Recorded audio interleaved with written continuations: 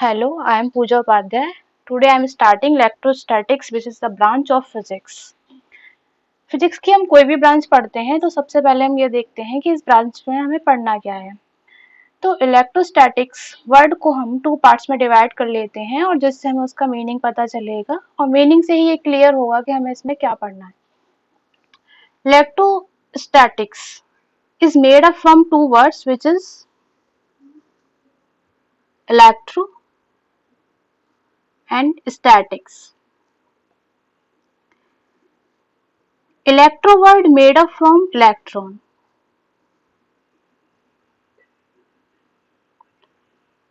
and meaning of electron is charge. Basically charge आप electron आपका एक चार्ज पार्टिकल होता है, ठीक है। And statics, the meaning of statics is anything is at rest, anything at rest. तो basically electrostatics में हम चार्ज की स्टडी करनी है और वो हमारा रेस्ट पर होगा। The branch of physics in which we study about charge which is at rest. Electrostatics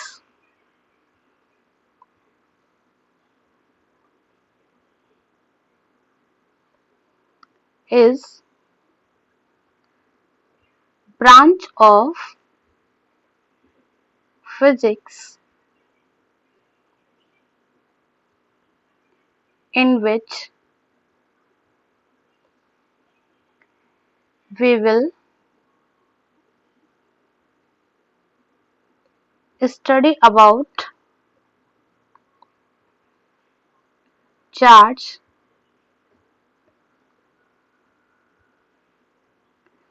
which is at rest।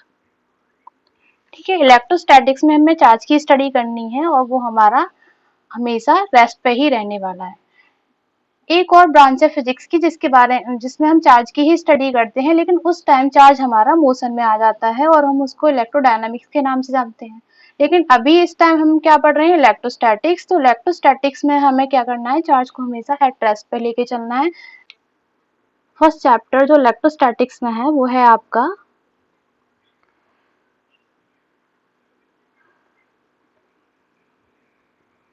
Electric charge and electric field. It is the first chapter of physics. आज हम electric charge पढ़ेंगे।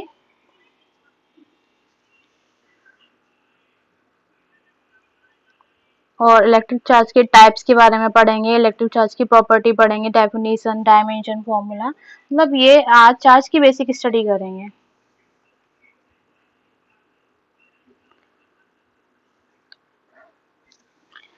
Charge क्या होता है, किसी भी matter की एक इंट्रिंसिक प्रॉपर्टी होता है। जैसे एक मास भी आपका क्या है, किसी भी मैटर की इंट्रिंसिक प्रॉपर्टी, उसके इनर कुछ भी नहीं होता, उसके अंदर कुछ नहीं है, उसको डिवाइड नहीं कर सकते हो आप, ठीक है। उससे छोटा कुछ भी नहीं है, एक यूनिट, बेसिक यूनिट होती है, ठीक है। तो चार्ज किसी भी मैटर की या सब्सटेंस की क्या है, basic property. Like mass, it is the intrinsic property of the matter which is exert electric and magnetic field और अनदर बॉडी, जो किसी भी अदर ऑब्जेक्ट या बॉडी पर इलेक्ट्रिक और मैग्नेटिक फील्ड को एक्सर्ट करती है।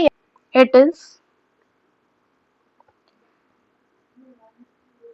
Intrinsic property of matter which exert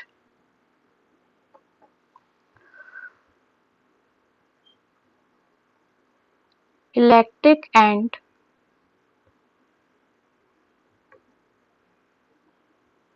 magnetic force on another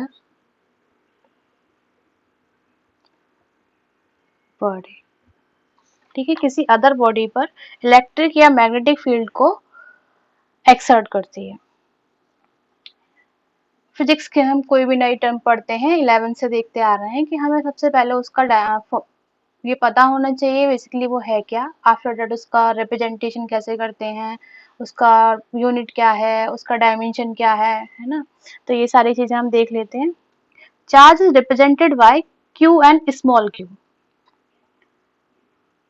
it is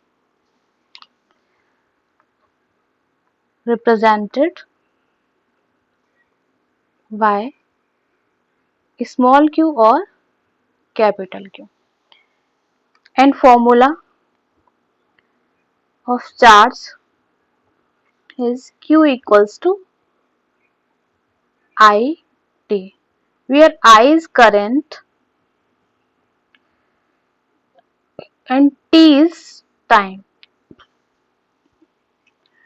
SI unit of charge is